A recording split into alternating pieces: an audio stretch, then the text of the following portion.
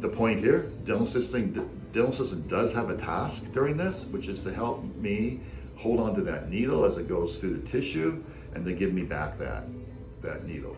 So you. And when the dental assistant pulls it up, she'll pull it up and around, right? Well, the needle's curved. If you just pulled it straight out, it's not gonna come out as easy as if you just curve it up a little bit, and it'll come out. It'll go through the rest of the tissue much easier without hurting the tissue. We'll have days. I try not to say things chairside to you guys that anything negative, right? Just don't want to do it. But we'll have days where that's the problem, where the dental assistant's pulling too hard on that suture on really shitty tissue. Can I say that? Really, really boggy, because some of these surgeries are yucky, right?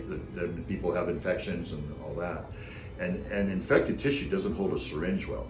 So it's so easy to pierce through the tissue, where you have to, Dan knows what I'm talking about, you have to go back through and replace the needle. And that's all about the dental assistant being really gentle because the needle is cutting. Once the needle is out of the tissue, the thread doesn't cut so much.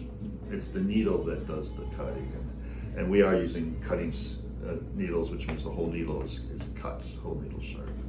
Does that make sense to how that works? So you're helping me sew up. If you help me sew up, we cut the time down drastically. It's a huge difference. While I'm sewing up, then you're helping me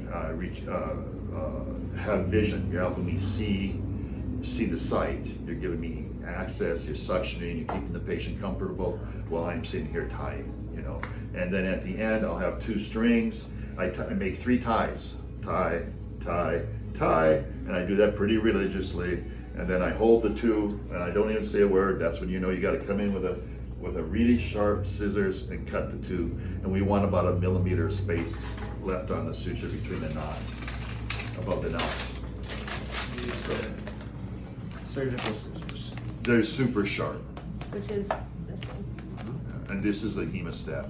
And it's the hemostat that's hard sometimes for me to release, right? So while you're squeezing here on this needle, I'm making that needle move. That's why the squeeze has to be hard, because as much as I don't want that needle to move, I just can't release the hemostat without some movement, And that's why you can't pull it through, because I'm hooked to it. I gotta unhook before you can come through. Okay, so that's